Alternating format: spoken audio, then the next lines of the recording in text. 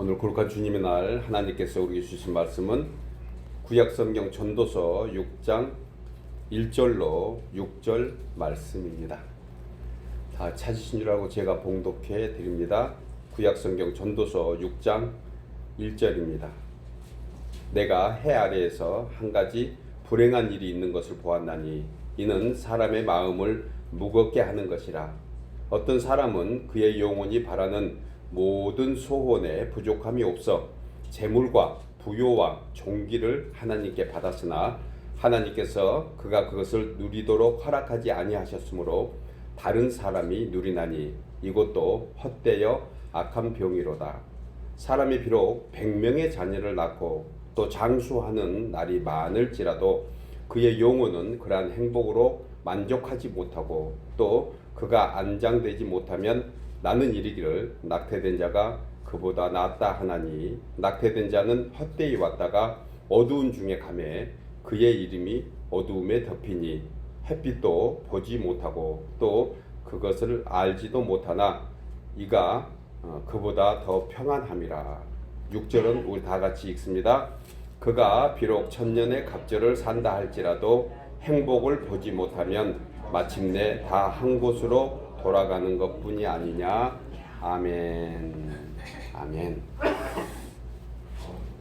예, 오늘 또 말씀을 듣게 하신 성령 하나님께 다시 한번 감사를 우리가 드립니다. 말씀을 통해서 깨달음 있게 하시고 또 결단하는 은혜를 통해서 우리의 기도의 소원도 응답되고 우리의 믿음도 더 성숙해지는 그러한 우리 모두 되기를 다시 한번 소원하면서 하나님께 감사를 우리 모두가 드리게 됩니다. 예, 지난주에 SNS에 실린 어느 신문의 사설 칼럼 제목이 눈에 들어왔습니다. 기사의 타이틀이 인생에서 가장 불행한 나이는 몇 살일까? 좀 특이하죠. 뭐 행복한 나이 이런 걸로 많이 이렇게 어필을 하는데 불행한 나이는 몇 살일까? 개인에 따라서 다소 차이는 있지만 기자는 미국의 경제학자이며 아이비리그에 속한 다트머스 대학 교수인 데이비드 블렌치 플라워의 연구 자료를 인용해서 이 기사를 썼더라고요. 그런데 행복의 곡선이 있다는 것이에요. 인생에게. 그래서 그 행복의 곡선이 바닥을 치는 때는 언제인가? 이 연구 자료인데요. 선진국이 47살 정도 된다고 합니다. 선진국 47살에 가장 행복하다, 불행하다? 가장 불행하다. 예. 개발도상국은 한 48살 정도가 가장 불행하다고 데이비드 교수는 자신의 자료에서 발표를 했습니다. 이 연구에서요, 생애 주기별 U자형 행복 곡선이 있다. 그러니까 U자형 곡선이 있다는 거예요. U자형. 자, 머릿속에 헤아리셨습니까? U자 모양 생각하시고 말씀을 드려야 될 것 같아요. 40대에서 50대의 행복선이 가장 바닥에 가깝다. U자형이니까요. 그렇게 기자는 칼럼에서 얘기합니다. 개인의 여러 가지 환경과 상황에 따라서 예의는 많지만 평균적으로 부와 건강, 결혼 여부 등과 상관없이 이 시기에 가장 불행감이 다른 나이에 비해서 많다. 그래서 U자형으로 그렇게 곡선을 그리고 있습니다. 통계에 따르면요, 통상적으로 왼쪽에 시작하는 부위, U자의 왼쪽 시작하는 부위를 한 20살 언저리로 보고 있습니다. 그러니까 20살쯤이면 모든 것이 좀 새로운 삶의 어떤 변화가 생기기 때문에 그것이 가장 행복하다 이런 얘기를 해요. 처음 시작점이. 그리고 오른쪽 끝자락을 60대 중반에서 70대 정도로 보고 있습니다. 무슨 얘기입니까? 반대로 그 맞은편에 있는 꼭지점의 그 높이가 가장 행복해야 된다, 행복하다 이런 얘기를 하고 있습니다. 보통 한 70대 전후에 10년 정도가 가장 행복해야 된다. 한국의 김은영 논설위원이 쓴 칼럼이에요. 그런데 20살 때가 왜 행복하냐? 학교와 부모의 통제에서 벗어나서 그들은 나름대로 행복을 만끽하고 있는 나이다. 60살이 왜 행복하냐? 중년에 들어서면서 자녀를 돌보는 그러한 어떠한 부담에서 서서히 벗어나기 때문이다. 이렇게 얘기를 합니다. 대신에 좀 떨어지는 체력, 기억력, 어떤 주름살, 이런 신체적인 여건이 분명히 노년에 접어들면서 더 약해지긴 하지만 그래도 마음의 평안은 그때가 가장 많다 이런 것을 얘기합니다. 왜 그렇게 이분이 얘기를 하냐면 결론에서 이렇게 얘기해요. 그 나이가 되면 깨달음이 있기 때문이다. 깨달음이 있기 때문이다. 그러니까 육신은 약해지고 온몸은 아침 저녁으로 조금 달라지는 그런 변화 속에서 뭐 다소 불안하다 하면은 불안감이라고 하겠지만 그보다 더 마음의 평안이 더 깃드는 것은 그러한 덧없는 인생 앞에 겸허하게 내려놓으면서 점점 더 마음의 평강을 갖게 되니 그것이 행복이다. 이렇게 얘기합니다. 그때가 되면 가족의 소중함도 알게 되고요. 조금 청년 때라든가 조금 중년 이때는 가족 소중함보다 자신의 어떤 목적을 위해서 자신의 인생의 삶의 목표가 더 소중하다고 생각해서 그것을 향해서 많이 가게 되는데 조금 60대 이후에 접어들면서는 그런 것에서 가족관계 또 친구관계 요즘 동창 요즘 같은 SNS에서 한번 생각나지 않으신가요? 저도 어릴 때 초등학교 그 친구는 어디 있지? 이런 생각이 이렇게 조금씩 일어나는 것 저도 경험하게 됩니다. 또 일상에서 오는 소소한 것에 어떤 감정적 행복 무엇보다도 종교가 중요하다. 왜 종교가 필요한가? 이런 삶의 의미가 일상에서 차츰차츰 소중하게 느껴진다는 것입니다. 그러나 데이비드 교수가 말하는 U자형 행복 곡선에도요. 개인에 따라서 어떤 이는 청년에 어떤 사람은 중년에 어떤 사람은 노년에 행복도가 높은 것은 분명히 우리 모두가 다 알고 있는 사실입니다. 그러니까 결론적으로 행복은 어느 때에 어떤 환경이나 여건에 상관없이 일상을 대하는 자신의 마음에서 온다. 공감되십니까? 일상을 대하는 자신의 마음에서 온다고 우리는 모두가 다 생각하며 또 공감하고 있는 줄 압니다. 옛말에 50세를요 지천명이다 그렇게 얘기합니다. 이것은 유교에서 얘기하는 공자의 깨달음에서 오는 그런 표현입니다. 지천명 50대에 이게 무슨 얘기죠? 하늘의 이치와 때를 깨닫고 아는 것이다. 50대에 이건 구체적으로 보면 유교에서 공자가 스스로 자기가 자신의 깨달음에 관해서 얘기한 겁니다. 그가 15세에 학문을 이렇게 접하면서 그는 이런 분류로 얘기를 하고 있습니다. 지천명, 하늘의 뜻을 아는 나이다. 60세가 되면 이순이라고 그렇게 표현을 합니다. 이순은 듣는 귀가 순리에 가까워서 무슨 말을 듣든 그 말에 깨달음이 온다는 것이에요. 70세가 되면 종심이라고 얘기를 하더라고요. 종심은 하는 행동, 말하는 것이 전부가 법도에서 어긋나지 않는다. 야, 대단하지 않습니까? 우리 신앙생활은 20년, 30년, 40년, 50년 그 나이가 더해질수록 그냥 말하는 것 자체가 진리해야 되고 우리는 행동하는 자체가 예수 그리스도가 돼야 되지 않을까 하는 도전을 제가 이 글을 통해서 받았습니다. 종심이다. 그냥 행동하는 것이 법도에 어긋나지 않는데요. 와, 대단하지 않습니까? 뭐 이래서 성인이라고 부름을 받았겠죠. 저도 이거를 몇 번 읽으면서 정말 마음에 제 스스로 감동받았던 것은 야, 그렇게 돼야 되구나. 성경이 말씀하고 있는 것을 공자는 조금 깨달은 것 같다. 이런 생각을 해보았습니다. 종심. 당시의 나이대가 60대가 되면 환갑을 치를 때잖아요. 칠순이 되면은 와, 이제 거의 삶에 가까워졌다. 이런 때에 이 얘기를 한 걸로 보면 지금으로 보면은요. 100세 시대의 지천명은 한 60 후반, 70 전후가 아닐까 그런 생각을 해봅니다. 이수는 듣는 것이 다 깨달아야 되는 거예요. 아, 내가 이미 알고 있었어. 이것은 한 80대 전후반이 아닐까. 그 이상이 되면 종심이 돼야 되지 않을까. 그런 생각을 해봅니다. 그냥 하는 것 자체가 우리로 하면 진리예요. 그냥 말하는 것이 다 예수님과 똑같이 비슷하게 가까이 닮아가는 그러한 모습이 있어야 되지 않을까 하는 생각을 해보았습니다. 여러분, 사람의 행복은 어디에서 올까요? 사람의 행복은 데이빗 교수가 얘기하는 그러한 U자형 어떤 곡선에서 오는 것은 분명히 아닌 것입니다.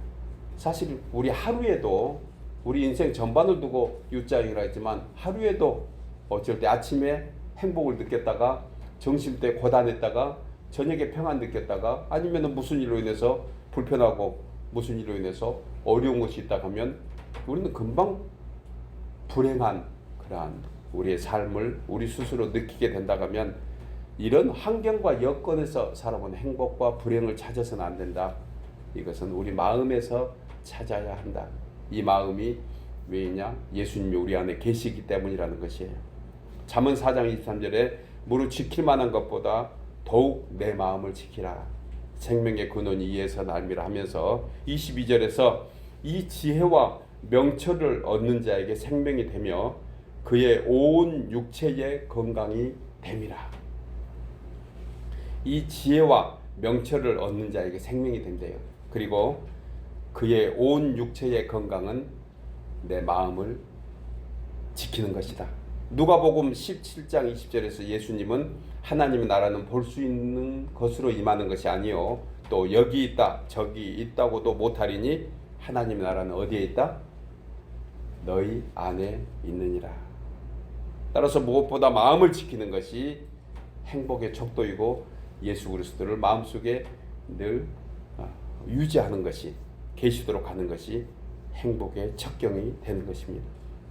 여러분, 아무리 세상적으로 풍요롭고 많은 것을 다 소유하고 있다 해도 그 영혼에 하나님의 나라 예수 그리스도가 없으면 결코 참된 행복은 누릴 수 없다는 사실을 우리 모두가 잘 알고 있는 그러한 것입니다.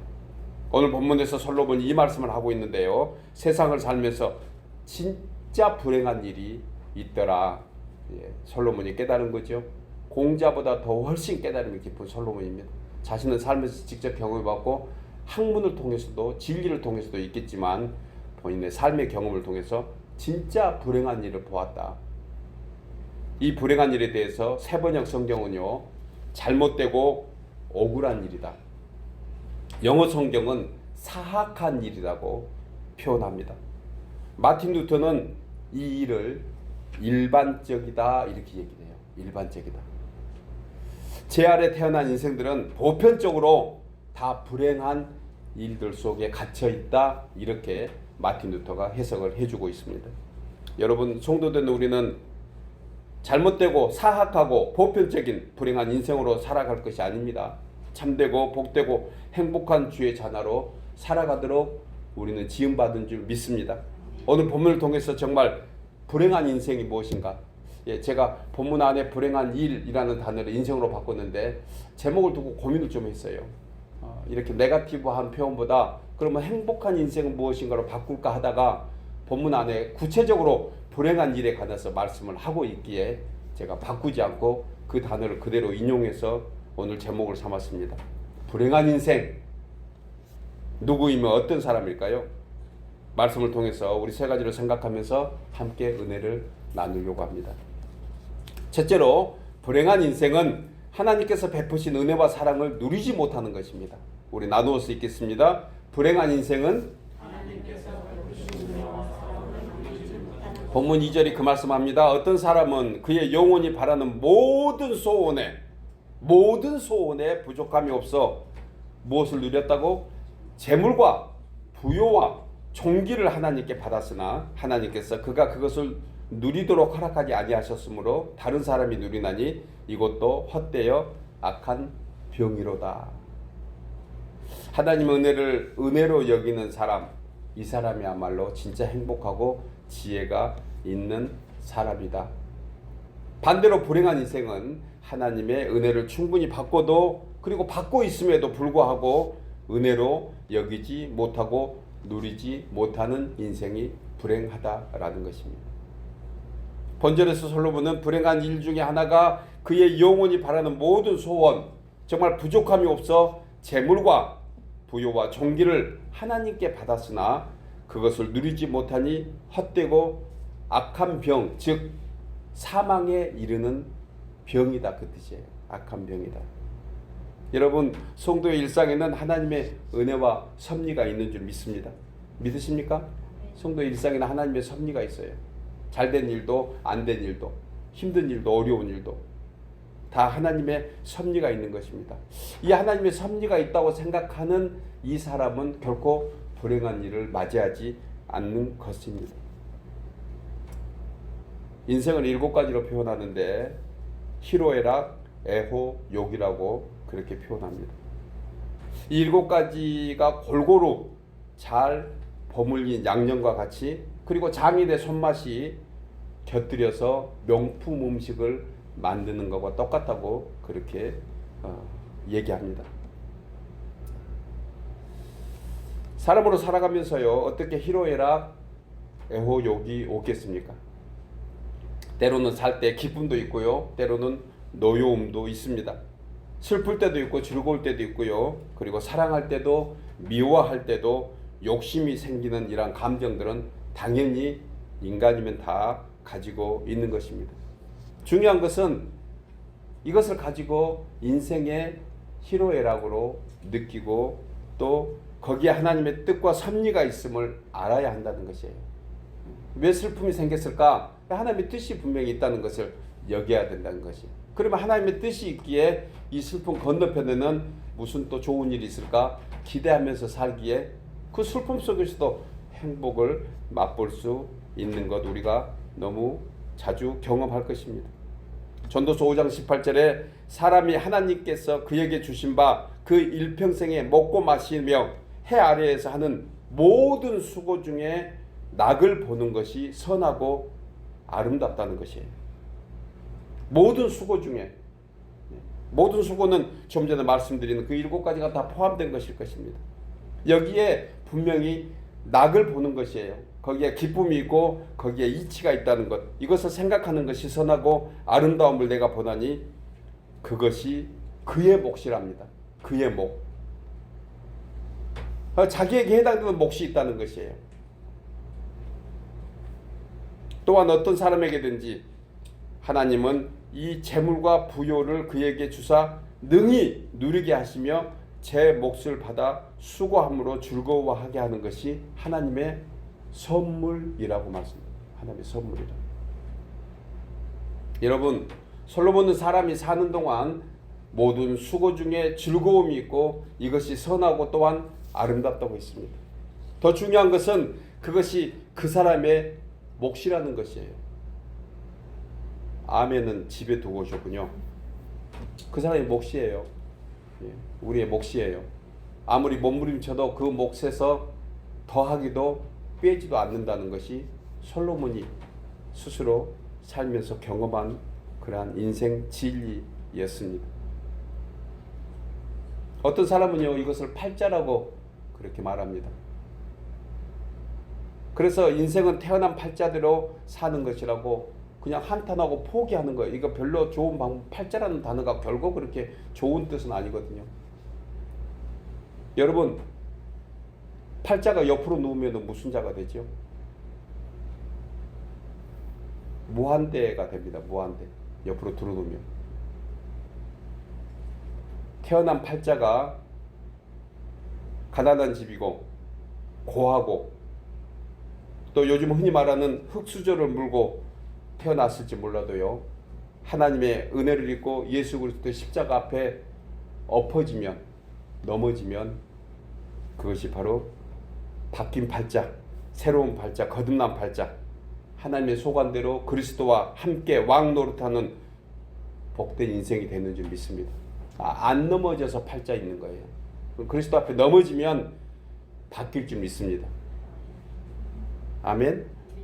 이것이 성도가 누리는 거듭난 팔자 인생이에요. 다 잊어버려도 거듭난 팔자 됐다. 우리는 넘어져서 안 넘어지면은요, 주님이 넘어뜨려요. 저도 목회하면서 한 가지 분명히 깨달은 것이 있습니다. 안 넘어지면 어떤 문제를 일으켜서라도 넘어뜨립니다. 자꾸 넘어뜨리는 거예요. 다시 또 쓰면 또 넘어뜨리고, 또 쓰면 또 넘어뜨리고. 그래서 아예 자빠져 있으면 넘어질 일이 없더라고요. 십자가 앞에 아예 넘어져 있는 것이 거듭난 팔자 인생인 거지.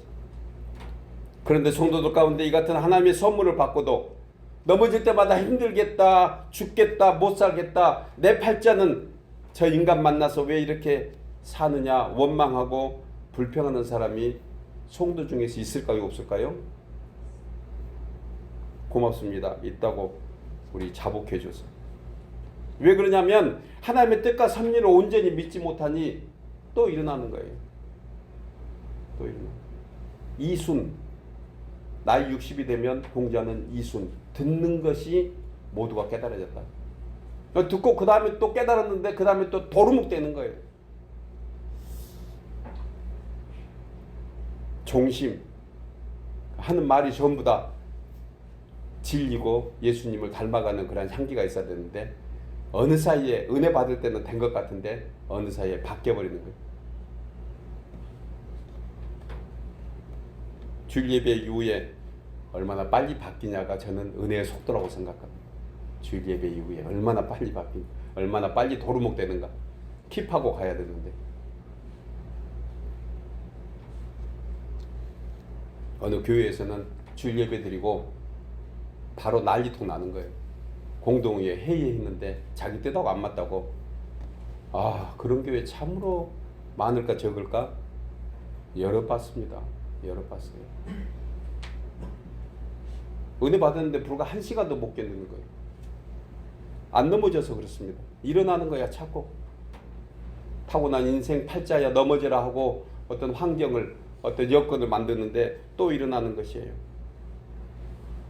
하나님의 뜻과 섭리를 온전히 믿지 못하면 펄펄 날고 살아있는 욕심의 팔자로 사람은 살아갈 수밖에 없다는 것을 말씀을 통해 다시 한번 경험해 보고 그렇게 나누게 됩니다. 사실 하나님의 자녀가 되면 세상적인 기준으로 보면 더 힘들고 어렵게 살아야 되는 것이 극히 당연해요. 공감하십니까?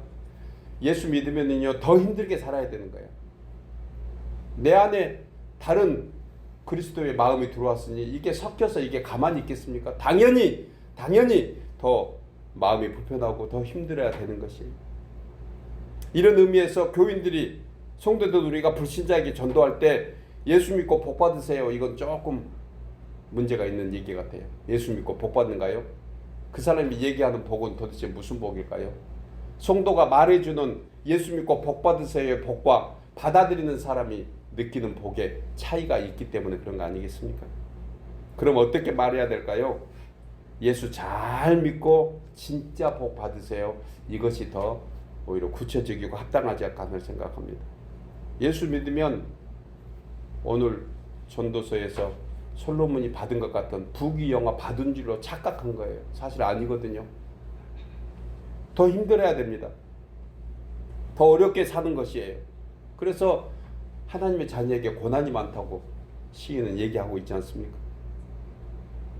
왜냐하면 마틴 루터의 표현대로 불행한 인생들의 가치관은 교회 다니면서 거저 세상적으로 잘 먹고 잘 사는 것으로 생각하는데 천만의 말씀입니다. 훨씬 더 어렵게 살아야 되는 거예요. 세상에서는. 아니 논리적으로 생각해 볼까요? 이 세상에서도 잘 살고 저 세상에서도 잘 살고 이건 욕심 그 자체, 인간의 욕망 그 자체인 것 같습니다. 여러분 복음 안에서 진리 안에서 그리스도 안에서 성도의 진정한 누림이 무엇일까요? 세상 살아가면서요 힘들고 어려운 고난, 믿음 지키려고 다가오는 시련들 이것까지도 감사하는 것이 진정한 누림인 줄 믿습니다. 왜일까요? 성도의 결과는 항상 주님의 영광이 되기 때문입니다. 베드로전서 4장 13절에 오히려 너희가 그리스도의 고난에 참여하는 것으로 즐거워하라. 아멘. 그리스도의 고난에 참여하는 것으로 오히려 좀 즐거워해라. 이는 그의 영광을 나타내실 때에 너희로 즐거워하고 기뻐하게 하려 함이라. 성도의 영광이 지금 있는 것이 아니고 이 세상에 있는 것이 아니고 나중에 주님이 나타나실 그때에 우리에게 진짜 영광을 나타내 주실 거다. 그래서 너희로 즐거워하고 기뻐하게 하려 함이라. 너희가 그리스도 이름으로 치욕을 당하면 무엇이 있다? 복이 있대요. 치욕을 당하면. 예수 믿는 것 때문에 힘들면 그 사람이 복이 있다고 베드로 사도가 얘기하고 있습니다. 영광의 영, 곧 하나님의 영이 너희 위에 계심이라. 사랑하는 여러분, 신실하신 하나님께서는 지금도 영혼까지 변함없는 은혜와 사랑을 우리에게 베풀어 주시는 줄 믿습니다. 바울과 같이 환난 중에도 하나님의 영광을 바라며 즐거워하는 우리 모두 되기를 주의 이름으로 축복합니다. 이것이 진정한 누림입니다. 두 번째로, 불행한 인생은 많은 것을 소유하고도 만족함이 없고 감사하지 않는 것입니다. 나누어서 읽겠습니다. 불행한 인생은 본문 3절에서 사람이 비록 100명의 자녀를 낳고 또 장수하여 사는 날이 많을지라도 그의 영혼은 그러한 행복으로 만족하지 못하고 또 그가 안장되지 못하면 나는 이르기를 낙태된 자가 그보다 낫다 하나니. 본절에서 솔로몬은 세상 사람들이 바라는 그야말로 부귀영화, 이것을 두 가지로 예를 들어서 얘기한 거예요. 100명의 자녀를 낳았대. 야, 이 세상에 100명 낳은 자녀가 있을까요, 없을까요? 그걸 비유적으로 얘기한 것입니다. 100명의 자녀. 그리고 장수했는데 천년을 갑절로 산대. 장수행. 우리 인생의 복이 장수의 복 아니겠습니까? 이러한 복을 받고도 만족함이 없다는 것이에요. 만족함이 없다. 자신이 만족하지 못하면 그게 무슨 유익이 있느냐. 여러분, 심령의 평안은요, 소유의 많고 적음이 아니고 그 소유가 누구의 것인가, 또 누구로부터 왔는가를 아는 것이 평안이라고 그렇게 솔로몬은 말씀합니다. 아무리 많은 소유를 지녔다 해도 이 진리를 깨닫지 못하면 늘 만족함이 없고 불평하게 되어 있습니다. 속담에 99섬 가진 자가 한 섬 가진 자의 것을 빼앗으려고 한다. 만족함이 없으니까 빼앗는 거 아니겠어요? 누가 부자예요? 한 섬이 부자죠. 99섬 부자예요? 예. 세상 이치적으로는 분명히 99이 부자입니다. 맞는 거죠. 그런데 영적으로 보면은요, 한 섬 가진 사람이 더 부자예요. 99섬 가진 사람이 얼마나 가난했으면 한 섬 가진 사람 거 뺏으려고 했겠어요. 있는 자는 더 많은 것을 가지려고 하는 이유가 왜 그럴까? 만족함이 없으면 그렇습니다. 만족함이 없습니다. 왜 우리가 불평스럽고 마음에 불안이 생길까요? 만족하지 못하면 항상 불안할 것 같아요. 제약된 세상에서 이런 걸식증 환자들은 악한 병에 걸린 암적 그러한 병에 걸린 것과 똑같습니다. 이런 사람들이 얼마나 많은지 몰라요. 이런 자의 마음에는 결코 만족함이 없고 그 욕망이 끝이 없어서 결코 감사도 행복도 그 심령에 머무를 수가 없습니다. 이스라엘의 가장 악독하고 미련한 왕 누구죠? 아합 왕이에요. 와합이 이 같은 자였습니다. 99섬 가지고도 한 섬 가진 사람 것을 뺏으려고. 그는 궁전 근처에 있는 나봇의 포도원을 보고 욕심이 생겼습니다. 그리고 소유하려고 그가 몸부림쳤음에도 나봇은 그 포도원을 팔지 않았습니다. 넘기지 않았어요. 들어놓습니다. 무슨 병 걸려서? 악한 병 걸려서. 오늘 본문이 그 단어 표현, 사악한 병이 걸리니 99섬 보고 감사한 것이 아니고 그 한 섬 못 받아가지고 몸살 난 거예요. 그래서 들어놓아버렸어요. 그러니까 옆에 있는 더 사악한 악명 높은 와이프 이세벨이 그걸 보고 계략을 짭니다. 그리고 결국 나봇을 죽음에 몰아내요. 자기는 피 안 묻히고 다른 사람을 인용해서 오늘날 악한 사람의 대표적인 모습입니다. 자기는 피 안 묻혀요. 그리고 다른 사람을 이용한 이게 권력이라고 합니다. 돈도 권력 다 쓰는 거예요. 그래서 결국 그 포도원을 강탈했습니다. 결과를 볼까요? 그런데 하나님께서 이 악한 병, 이 사악한 병을 그냥 돕겠습니까? 아닙니다. 모를 리가 없습니다. 이 사건을 계기로 하나님의 심판이 극에 달했고 아합의 왕조는 결국 멸망합니다. 누리지 못한 거예요. 99만 누려도 그 시간이 아까웠고 부족할 텐데 그 한 선 빼앗다가 그것마저 누리지 못한 거예요. 오직 각 사람이 시험을 받는 것은 자기의 욕심에 이끌려 미혹함이니. 야고보서 1장 15절에 말씀과 같이 욕심이 잉태하여 죄를 낳고 죄가 장성한즉 사망을 낳느니라. 여러분, 이 세상에 사는 모든 인생들은 잠시 지나가는 나그네입니다. 우리 다시 그것 붙잡고 나가야 돼요. 내가 아무것도 없다는 것. 우리는 끊임없이 주워 담으려고 애를 쓰는데 주워 담지 못하도록 우리를 하나님께서 만들어 가시는 것, 이것을 아는 것이 깨달음의 복입니다. 제가 제 주위에 연세 드신 분들이 그런 얘기해요. 목사님, 요즘 손에 팔에 힘이 없어요. 그런 얘기를 하시는 분들 더러 연세 때문에 어쩔 수 없습니다. 그러면 왜 하나님께서 손에 힘이 없지 않느냐? 왜 그럴까요?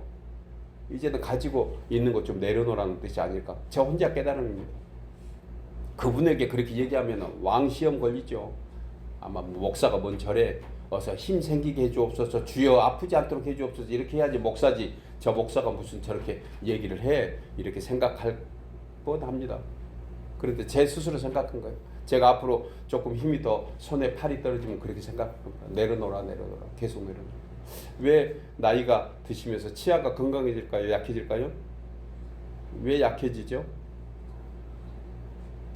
소화 못 시킬 음식 먹지 마라, 그 뜻인 것 같아요. 그런데 임플란트하고 강하게 돼가지고 그 딱딱한 거 먹어야 되니까 위장이 견디지를 못하는 거예요. 이것도 저 혼자 깨달음이에요. 건강해야죠, 물론. 치아가 건강하면 같이 위장도 건강할 것 같아요. 그런데 치아가 약해졌는데 이것을 일부러 부드러운 음식 안 먹고 강한 거 먹으면 뭐 뻔하다, 이런 생각을 제가 깨달은 거예요. 솔로몬보다는 못 깨달을지 몰라도 맞지 않나요, 나름대로? 왜 보는 눈이 흐려지고 귀가 잘 안 들릴까요? 골라서 듣고 골라서 보라는 뜻이 아닌가? 그런 이치를 제가 한번 생각을 해봤습니다. 여러분, 우리에게 있는 것에 만족한다는 것은 정말 사람이 깨달을 가장 중요한 이치라는 그런 생각을 합니다. 왜 자기 것으로 생각할까?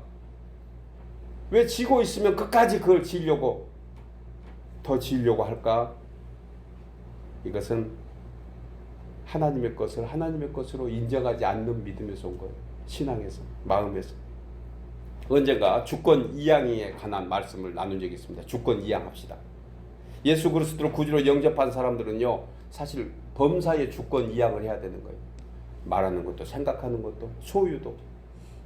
사실 엄격하게 해석하면 성도는 이미 주권 이양을 하겠다고 고백한 사람이 성도인 줄 믿습니다.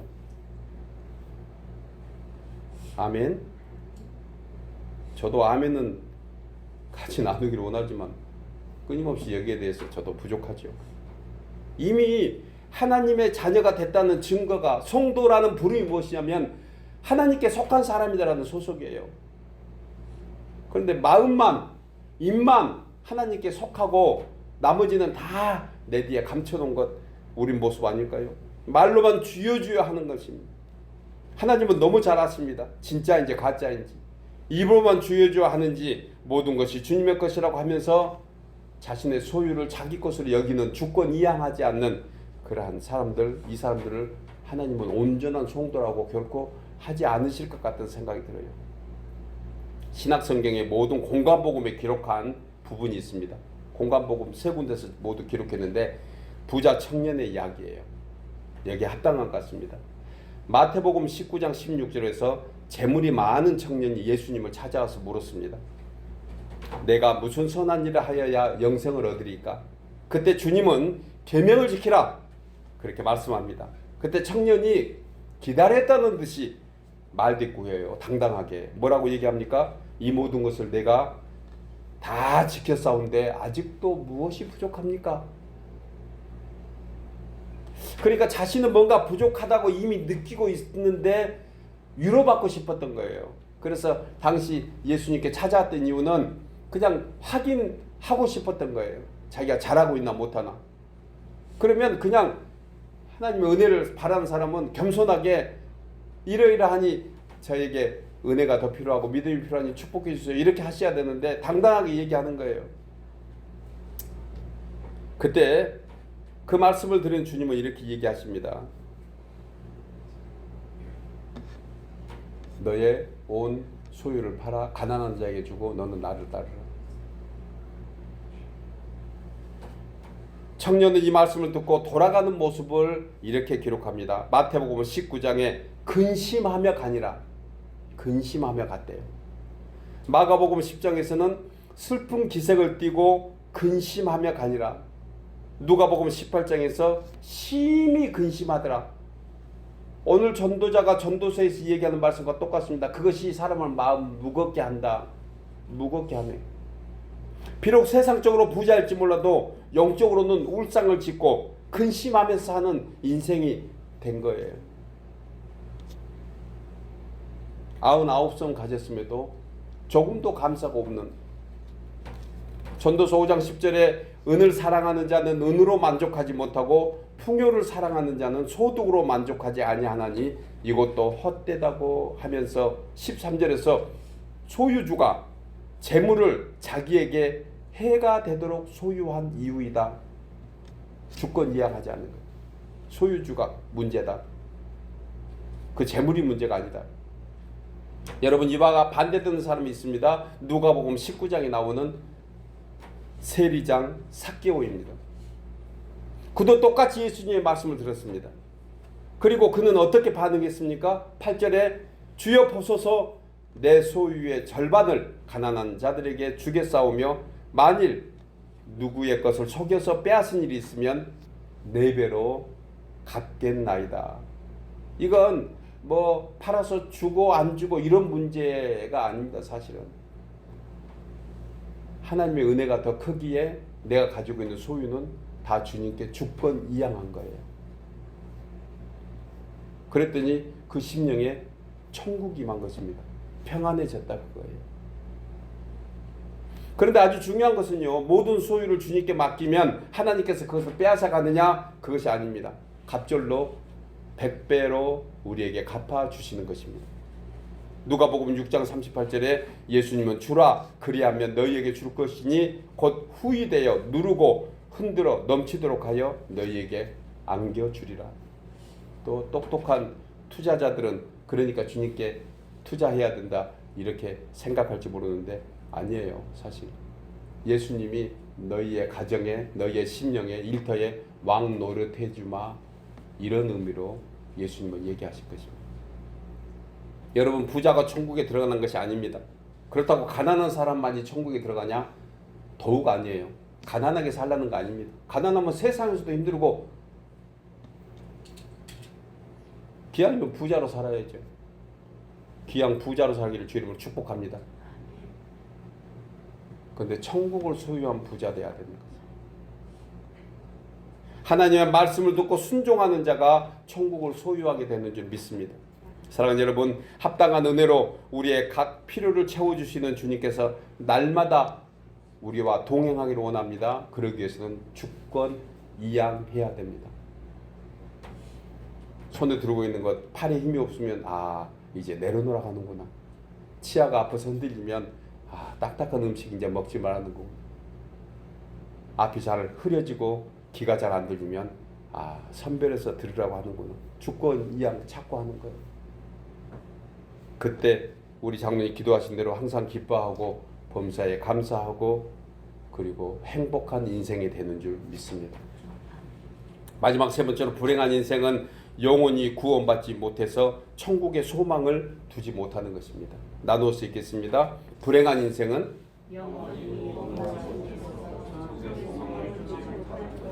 본문 6절에 그가 비록 천년의 갑절을 산다 할지라도 행복을 보지 못하면 마침내 다 한 곳으로 돌아가는 것뿐이 아니냐.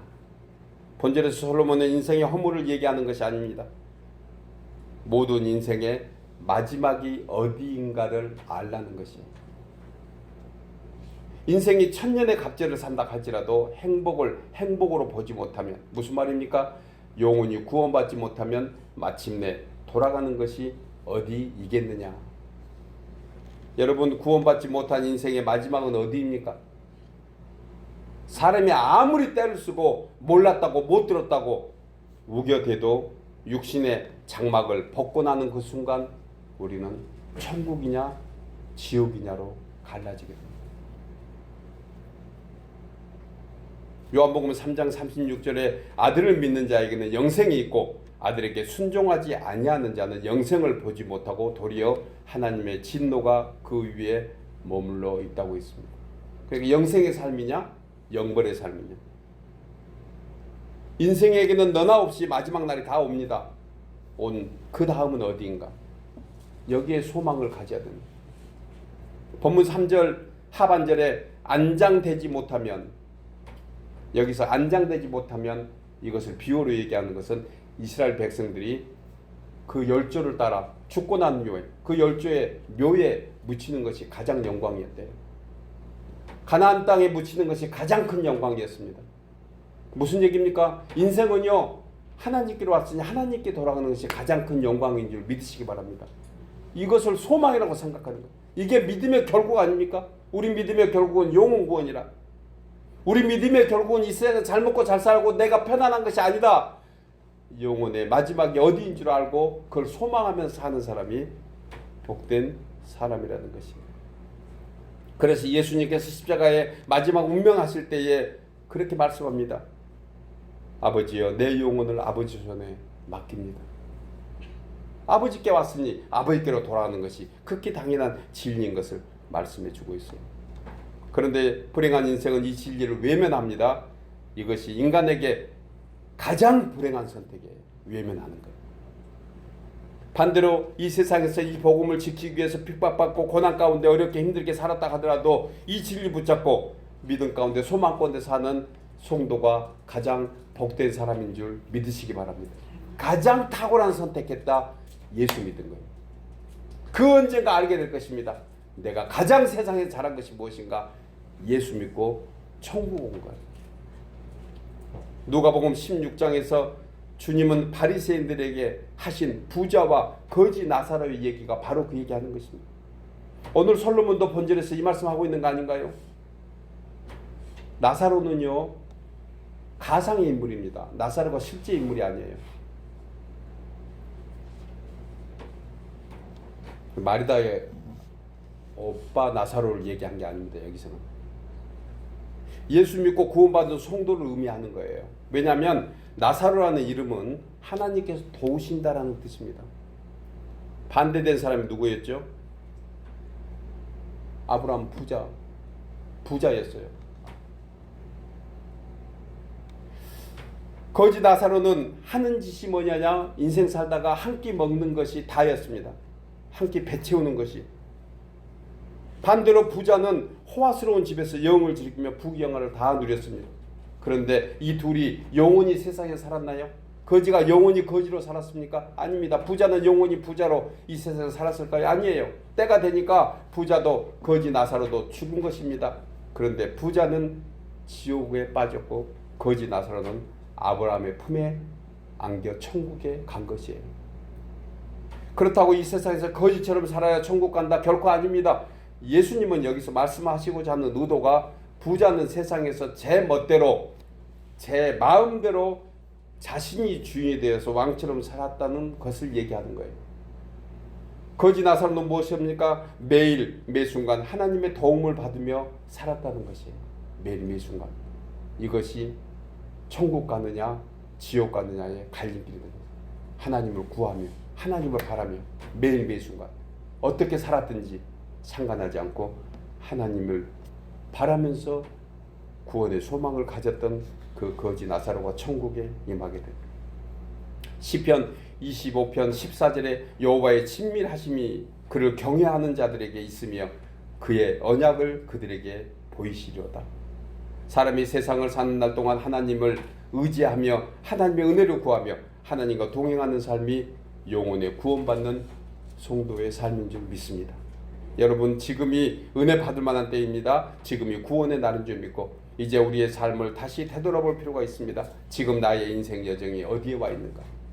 그리고 나의 마지막은 어디이고 그 끝은 영생인가 영벌인가, 상급인가 심판인가, 천국인가 지옥인가? 사랑하는 여러분, 사람이 어디에서 왔고 어디로 가는지를 아는 것, 이것이 복된 것입니다. 우리의 마지막은 저 천국의 소망이 있는 줄 믿습니다.